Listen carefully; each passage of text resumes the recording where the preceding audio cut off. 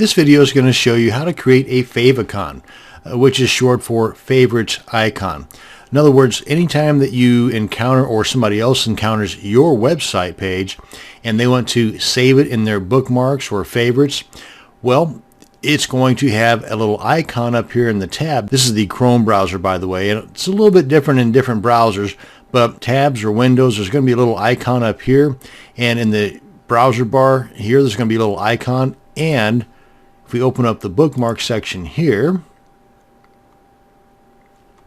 scroll down until we get beyond the folders and into the actual favorites here. You can see how these icons over here next to the website page kind of stands out more than those that do not have the favicon or favorites icons.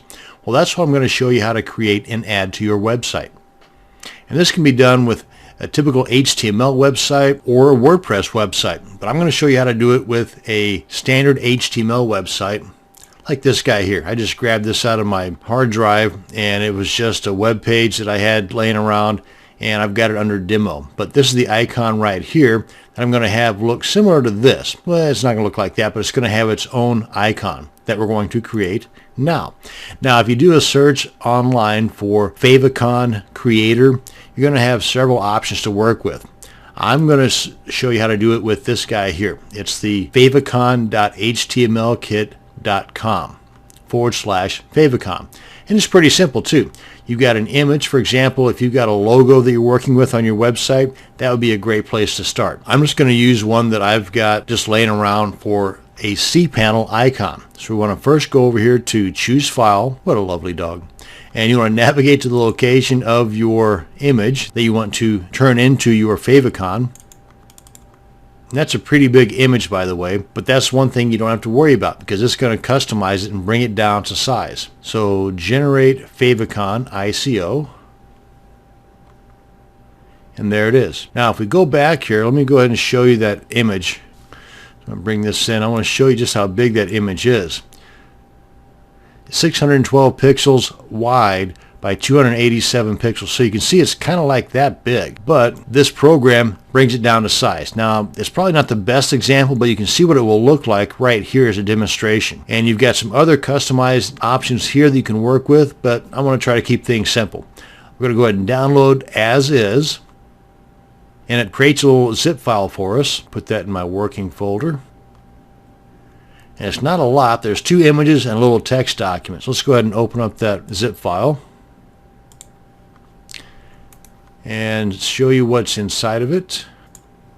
Again, you've got 2 images here. This is really the only one that I want to mess with. This one here would be animated if you chose to customize your favicon by using the animated GIF, but I didn't, so I'm not going to bother with that one. But if we open this up here, this gives us the instructions on what all to do. Basically, at this point, since we're not going to use the animated GIF, this is the only line of code that we need. So I want to copy that into my clipboard. Now I also need to upload this ICO file into the root directory of that domain. So I'm going to open up my FTP client. I'm going to be using Qt FTP. Now you can do the same thing with the free alternative, FileZilla, and I've already logged into the location of that root directory of that particular folder, and that's this right here. So now I need to navigate to that image, which is desktop working. Here we are. Inside of that folder, and that's the ICO file right there.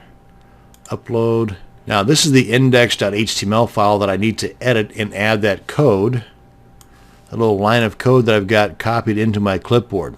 So I need to put this, just like it says here, in between the opening head tag and the closing head tag. Let me show you where that's at. I can edit this index file while it's live on my server using Qt FTP, and you can do the same thing with FileZilla and other FTP clients as well. Click on edit, and here's the opening head tag, and if we scroll down we'll find the closing head tag right here. So anywhere in between there, I'm going to go right after the style there and enter it there, and I want to save, and that should do it. Let's go ahead and minimize our FTP client, minimize our folder there, Come on back here and refresh. And it might take some time. This time it was instant, but sometimes it'll take a little bit of time to propagate, as they say, and it might be different in different browsers too. It might not show up in the Internet Explorer browser for 24 to 48 hours. But if somebody were to come to this page right now and click on Save It in their favorites, then it's also going to assign this particular icon or favicon to that web page in their favorites. That way it's going to stand out a lot. So it's just another way in which you can brand your web pages by using a favicon or favorites icon. That's going to bring us to the end of this video on how to create and install your favicon. Thanks for watching. You have a great day.